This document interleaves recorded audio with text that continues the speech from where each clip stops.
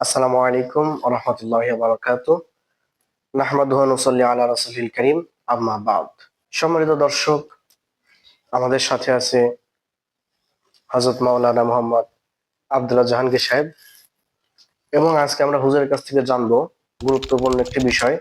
সে বিষয়টি হলো আমাদের সমাজে যুবকরা বিয়ে করার পরে অনেকেই বন্ধু-বান্ধবকে দাওয়াত করতে ভুলে যায়। অনেকে আত্মীয়-স্বজনকে বলতে পারে না, হয়তো সামর্থ্যের কারণে বলতে পারে না। নানা বিষয় হয়তো বলতে ভুলে যায়। ভুলে যাওয়ার কারণে যে ব্যক্তি বিয়ে করলো সে যেন না বলে মহা বিপদ করে ফেললো, সম্পর্ক পূর্ণ ছিন্ন করে দেয় আত্মীয় স্বজনরা। তো হুজুর, আপনার কাছে আমরা বিষয়টি জানতে চাইবো যে এই সমাজে যে ঘটনাগুলো ঘটে, সম্পর্ক ছিন্ন করে দেওয়া বা সে দাওয়াত না দিলে তার সঙ্গে কথা বন্ধ করে দেওয়া, এই বিষয়ে শরিয়া কি বলে, কোরআন হাদিস এই বিষয়ে কি বলে, আপনি বললে আমরা উপকৃত হব। নাহমাদুহু ওয়া নুসাল্লি আলা রাসূলিল কারীম, আম্মা বা'দ। আলহামদুলিল্লাহ, সুন্দর একটি প্রশ্ন করেছেন। এই প্রশ্নটা জানতে আমরা একটা হাদিসে চলে যাই। হাদিসে যে ঘটনাটা রয়েছে, এই ঘটনাটি জানলেই আমাদের এই বিষয়টা পরিষ্কার হয়ে যাবে। প্রখ্যাত সাহাবী আব্দুর রহমান ইবনে আউফ রাদিয়াল্লাহু তাআলা আনহু, যিনি নবীজির খুব কাছের একজন সাহাবী এবং জান্নাতের সুসংবাদপ্রাপ্ত ১০ জন সাহাবীদের মধ্যে অন্যতম। হাদিসে বর্ণিত আছে, একবার তিনি বিশ্ব নবীজির মজলিসে উপস্থিত হলে তার জামায় হলুদ দাগ দেখা গেল।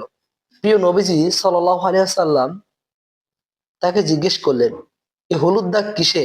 জবাবে আব্দুর রহমান ইবনে আউফ রাদিয়াল্লাহু তাআলা বললেন, বিবাহ করেছি, আমার শরীরে যে খুশবু দিয়েছিলাম সেই খুশবুর দাগ এটা।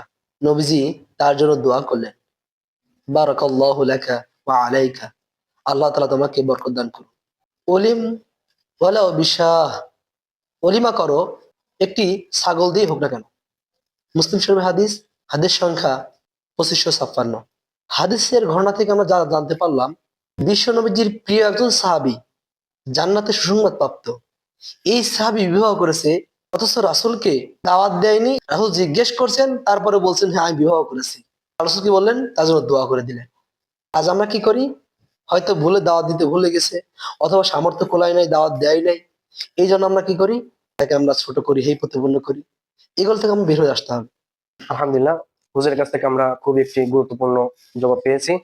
এবং দেখুন, রাসূল সাল্লাল্লাহু আলাইহি সাল্লামের প্রিয় সাহাবী সে বিবাহ করেছে কিন্তু রাসূল সাল্লাল্লাহু আলাইহি সাল্লাম জানেন না। তারপরে কিন্তু রাসূল সাল্লাল্লাহু আলাইহি সাল্লাম অভিযোগ করেননি এবং তার সঙ্গে রাগারাগিও করেননি বা এরকম কথা বলেননি যে আমাকে কেন জানেন। রাসূল সাল্লাল্লাহু আলাইহি সাল্লামের একজন যুদ্ধের সঙ্গী সাহাবী জাবির রাদিয়াল্লাহু আনহু, তার বিবাহের ঘটনা যদি আমরা দেখি, রাদিয়াল্লাহু আনহুর বিবাহের ঘটনাও একই, যে রাসূল সাল্লাল্লাহু আলাইহি সাল্লাম জানেন না যে জাবির রাদিয়াল্লাহু আনহু বিবাহ করেছেন। তাই আমরা যে সমাজের মধ্যে আছি, আমাদের সমাজে যেটা চালু আছে, বিয়েতে দাওয়াত দিতেই হবে, না হলে তার সঙ্গে সম্পর্ক ছিন্ন করতে হবে, এই সমস্ত কুপ্রথা থেকে, এই সমস্ত খারাপ অভ্যাস থেকে আমাদের বেরিয়ে আসা, আল্লাহ তাআলা আমাদেরকে তৌফিক দান করুন।